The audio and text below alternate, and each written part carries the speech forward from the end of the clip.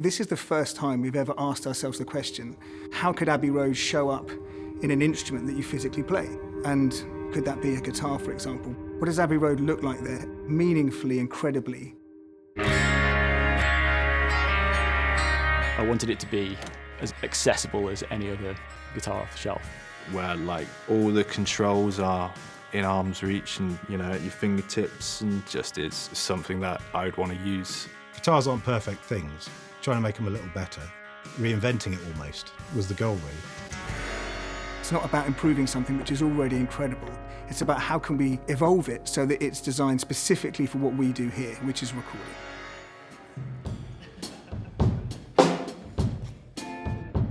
When we first started to discuss what an Abbey Road guitar might be, we recognised very early on that we would need to partner with somebody because we don't have those skills in-house. So we reached out to Gretsch and seeded the idea of would they be open to a collaboration. Brilliantly, they were very open to it. And I think that was when we really connected around what this idea could be. Jeremy sent out an email saying, would we like to get involved with Gretsch? And Freddie, Chris and I were like, of course. What a great opportunity. Having spent all of my childhood and teenage years modifying my own guitars, to do that with a major manufacturer, yeah, absolutely jumped at the chance. We're all mates and we all play guitar here together, so it's like, yeah, let's do this together. One of the great things about working here is you get to sit and chat with the team who are in these rooms working with artists making the music.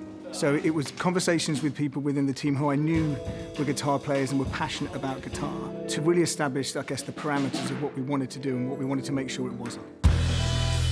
I feel like the dream recording guitar needs to be something that's versatile, capable of a wide sort of palette of sounds, that's easy to get at and to switch between. All guitarists go through this moment where like you're at home and you practice your parts or something, and then you go to the session and then you're always fighting everything else. I mean, when you're playing on your own in the bedroom, you want all the bottom end there. When you're recording it, you want to leave room for other instruments. So you end up sculpting out a load of the EQ. You're trying to fight your sort of space in the mix. And so to be able to build a guitar which had that in mind, which allowed the amplifier then to work as efficiently as it could without those extra bass frequencies, would lean perfectly into being able to make it fit in with all the other instruments, give them space to breathe. It allows the musician to then craft the sound that they want, which then helps the sound engineer understand what that vision is. And it's then that you start to see where that process could evolve, and I think that was really the genesis and such an exciting idea for us. Gretsch originally approached us with an idea of what they wanted to do. They were like, right, okay, we've wound a set of pickups. We wanted to show you how they sound, so we're going to send over a sort of demo guitar. Because it was like, this is cool, love the way this sounds. These high-definition pickups, they've got a real beautiful attack to them, and it sits so nicely in amongst like other instruments. The inspiration behind it was to design something that would be a useful tool, but I wanted to have that extra little bit of functionality and tweakability that's just the pull of a switch away. Chris came to me with an idea of how to set the pickups up and completely replace the controls on the guitar, reinventing it almost. The guys came to me with these ideas that they wanted to put in the guitar.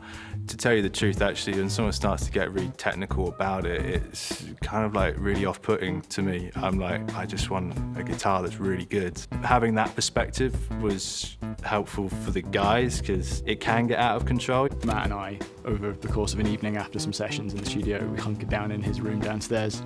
We built a little prototype. Wiring the bits together, organising how the schematic worked.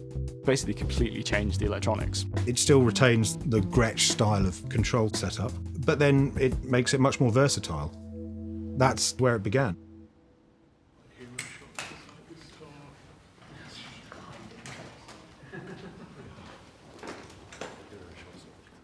This case is inspired by a colour that you see a lot here at Abbey Road. It's on a bunch of the old orchestral chairs, it's on the booth doors, the main studio doors. It's all kind of this sort of colour, and we added a little Easter egg as well.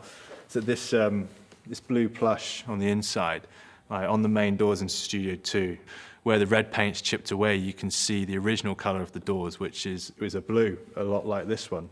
Tiny little thing, no one will ever really notice that, but it's probably my favourite part of the whole aesthetic.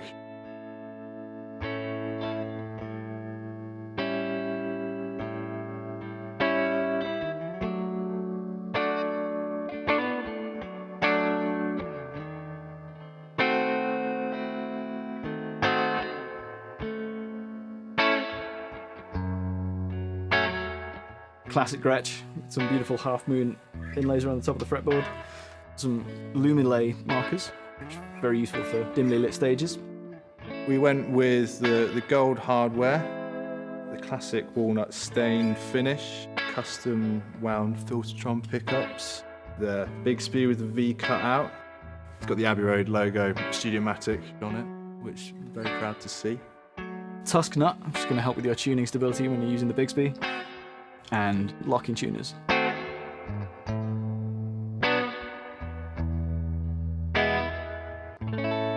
And then wanted to add a little extra tool in there to make it more flexible, something that wasn't already available in the Gretsch lineup. And that's when we started to get into quite an interesting space, because we realised actually we could add an element that potentially isn't always in guitars, which allows you to shape the sound easily and intuitively so that you can have flexibility in the mix, and particularly when you're recording with a band. The EMI technical team, back in the 50s and 60s, made many great innovations, one of which being the rumble filter. What it did was allow you to drop some of the bottom end off of the signal where it isn't necessary. We thought, well, that was a really useful circuit, and if we can incorporate that into a guitar, then half the EQing's already done before it hits the recording console. And that's what we wanted to try. It's a recording guitar, so let's lean into what a recording guitar needs. And it was initially a bit messy. I think actually on one of the earlier prototypes we had up to 5 selectable positions for the filter. And I think I said to them, look, we don't need 5. I like this one, that one. There's a sort of mild version and a more extreme version, and you can choose to have that engaged on either pickup if you want.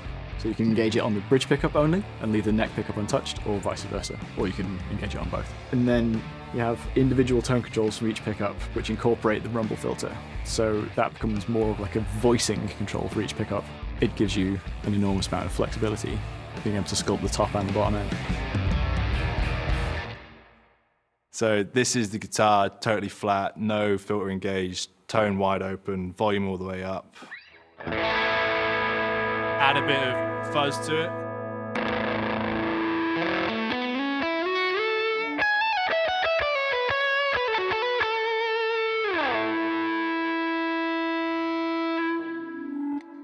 So you can hear, a lot of feedback, kind of a little bit flabby bottom end, slightly uncontrolled.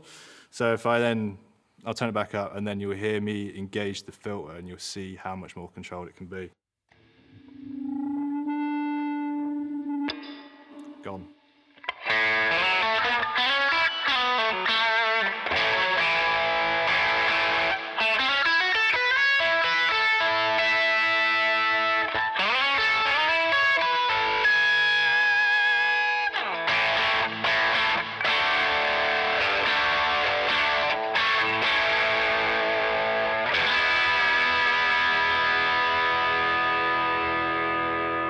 Let it ring. Much more controllable. I was so impressed at how well it worked. It's awesome, isn't it? Yeah. I spent probably 45 minutes to an hour playing it before I even touched the rumble filter. It was this is just great. This is what I want. Chris and Matt then had to explain to me what this does, and you can unlock this whole sort of new level to it. There's new steps that it's got in it, and it was awesome.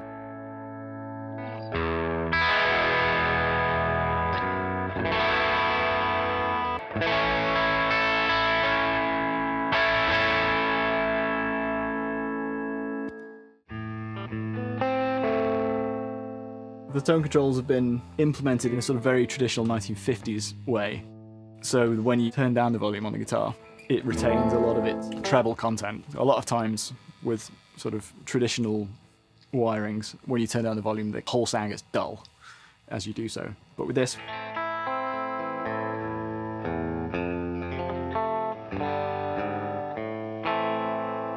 as you turn down the volume and it cleans up, it doesn't get dull. So it retains its sort of treble content without using capacitive resistor arrangement around the volume pot to do that. Mirek Stiles, who is the head of audio products here at Abbey Road, provided the final piece of the puzzle, which was understanding how we could incorporate the guitar into the lineage of our innovation through the RS numbers. The RS number, it seemed to come from a collaboration between technical engineers and sound engineers. People who had developed the technology, they'd send it to the sound engineers to try out the technology in situ, and eventually you get something which was technically excellent and worked perfectly in the studio. We've been inspired by the Abbey Road team from back in the 50s and 60s to incorporate the rumble filter technology into the guitar. This is the first time really that an RS number has been attributed to a collaboratively created instrument as it now exists in the Gretsch guitar.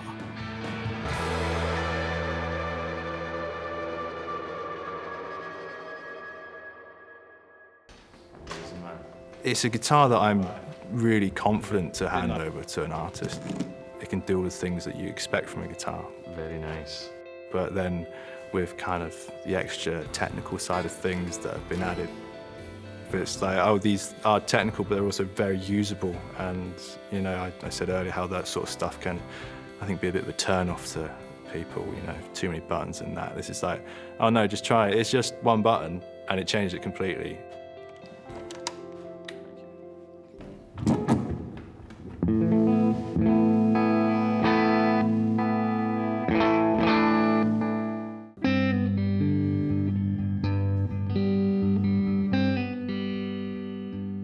Pull it up to engage the rumble filter.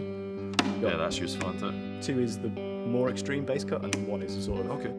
The second position is great for heavily overdriven sounds.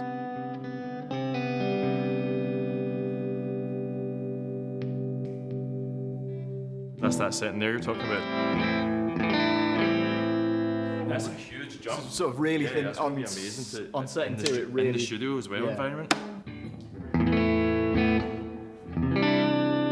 Yeah, because we would usually do that by having different amp options, you know what I'm saying, rather than it all built in. Yeah. Do you want to try it with some drive? Yeah, I would love to. That'd plug be the board awesome. in? Yes, please.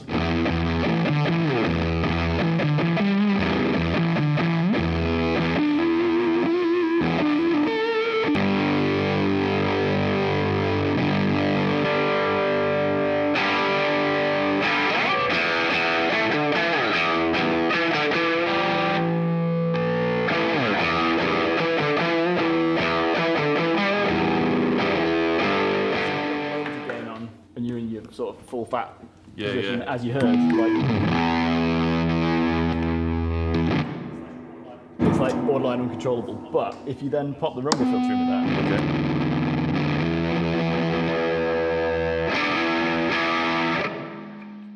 So cool. Pretty sweet, Yeah, really cool. Thank you, mate. Yeah. All good. Wow. There you go. It's a cool colour, isn't it? Yeah. Do you want to hear it in this track then? Yeah.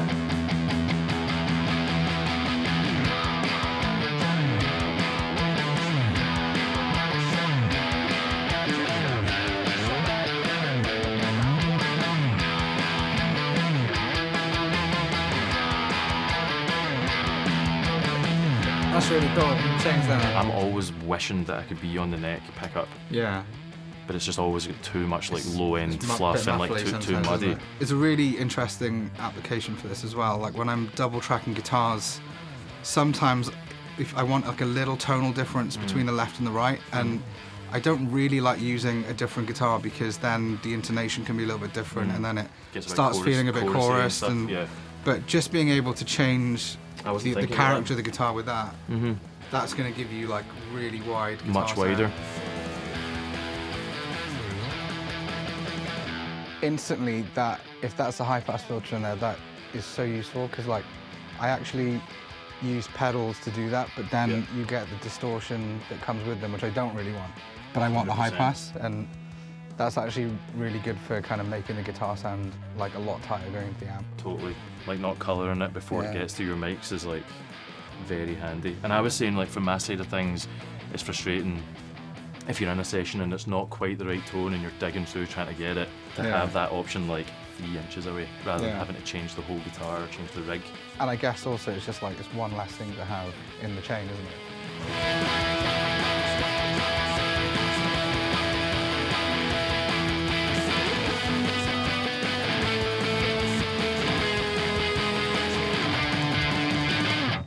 That was great. It's amazing. Really cool. Sometimes that interaction between what I'm doing with my voice and what I'm playing, there can be like a bit of a disconnect, or it feels like there's more of a kind of harmony thing going on between the two of us. I feel like I'm holding something important. Do you know what I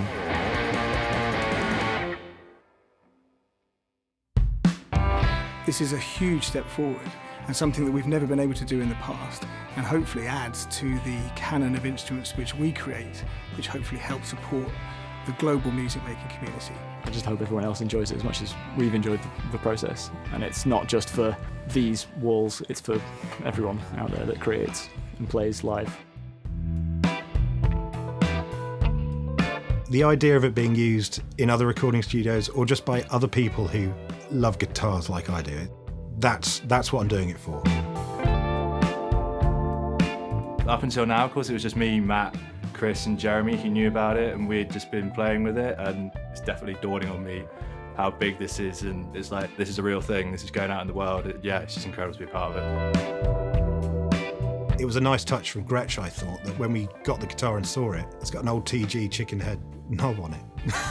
I hadn't thought of doing that. I thought they were going to use one of Gretsch's switches, but no, they used an old EMI style switch. Abbey Road as a place is full of, some of the most talented engineers around, and to be able to take their knowledge and, have it in your own studio, I think that's an incredible thing to have. For us, technology exists as an enabler for creative vision. It exists to make creativity better for people. And I can't think of a better embodiment for that than placing it in a guitar, so hopefully generations to come can write and create better music because of what we've created together with Gretsch.